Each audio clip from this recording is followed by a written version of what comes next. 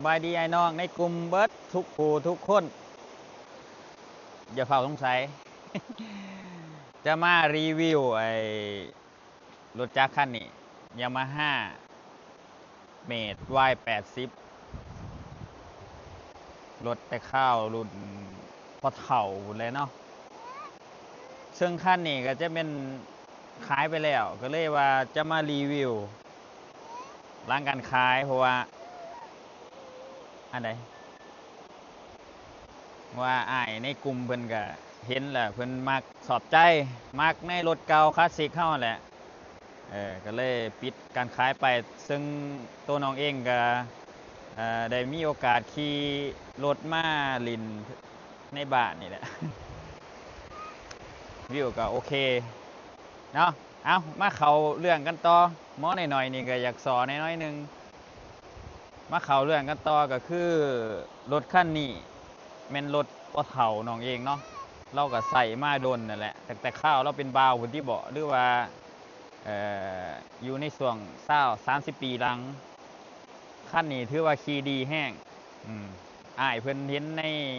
ซึ่งน้องเองมือก่อนน้องโพสต์ลงใน Facebook แล้วก็อยู่ในกลุ่มอ้ายเพิ่นเนาะหัวหน้ากลุ่มเพิ่นแหละเอ้ยก่อนอื่นก็ขออนุญาตหัวหน้ากลุ่มเด้อในกลุ่มนี้ก็จะเป็นการซื้อการขายกันแลกกันเปลี่ยนกันนั่นแหละเป็นจังไดวะโน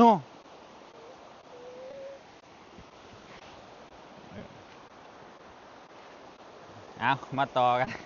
หมอหน่อยๆสอร้ายหมอนี่สอร้ายขอโทษขออภัยกันเด้อซึ่งขั้นนี้ก็ทุกอย่างแม่นเดิมๆเบิดเลยนับตั้งแต่ทอโซกล่างเบิดภาพรวมในรถนี่แม่นเดิมๆเลยเนาะอันนี้ก็คือเราจะมารีวิวเล็กๆน้อยๆหอบขั้นไปทุกอย่างองค์ประกอบอยู่ในรถนี่แม่นใส่ได้เบิดใส่จนขาดพุ่นแหละ เดิมๆมันมาจากโรงงานนู่นแหละเด้อเด้อนี่ก็โอ้ป้ายดึกน้ำบ้านพุ่นแหละหายากแล้วรถรุ่นนี้ซึ่งอ้ายในกลุ่มเพิ่นก็ปิดไปแล้วแต่ก็จะสอกหามาซื้อมาขายกันอีกเด้ออยู่ในกลุ่มเฮาก็ไผที่เห็นคลิปนี่ก็ติดตามกันไว้เด้อบางที่มีรถคันดีๆเดิมโรงงานนั่นแหละหาเดิมมาบางที่ก็บ่เดิมแน่ปะปนกันไปใครที่เห็นคลิปนี้ก็กดไลค์กดซับสไครต์ขันไปอยู่ในช่อง YouTube ถ้าอยู่ใน Facebook ก็กดติดตามหรือว่าแอดเป็นเพื่อนกันได้เราจะมีรถคลาสสิกจังสีมาขายมาสื่อกันมาแลกเปลี่ยนกันในกลุ่มเด้อไอ้น้องเด้อเอาจังได้กะขอฝากเนื้อฝากตัวช่องน้อยๆของน้องเองนี่แหละสื่อขายรถเฮาแลกเปลี่ยนกันไปกำไรเล็กน้อยพ่อเลี้ยงขอบเลี้ยงขั้วกันไป เอาโบมียังหลายแหละเพราะว่าเฮาก็บอกมาหลายแล้วมีแต่ฝากไอ้น้องไอ้น้องในกลุ่มเฮานี่แหละขออนุญาตขออภัยทั้งหลายอันใดที่เว้าถึกแน่พิษแน่ก็ขอโทษนำเนาะมีแต่ฝากไว้ช่องน้อยๆเฮาขั้นนี้ก็คือปิดการขายไปแล้วขอบใจอ้ายเพิ่นอยู่นครหลวงแหละเห็นรถงามๆสภาพไว้สีเดิมโรงงานโดแล้วนี่พุทุกอย่างเลยนับตั้งแต่เลาะแต่ล่างคาเบาะคาบูเมดอินเจแปนโดนะเมดอินเจแปนคาบูดิเตอร์บ้านเฮาเอิ้นกระบิวนะบ้านเฮาเอิ้นกระบิวนี่มีกอกน้ำมันแม้แต่นี่นะย่างเหยียบนี่ยังเป็นยามาฮ่าเดิมบังโซเดิมล่างยังเดิมนะนี่ใช่แล้ว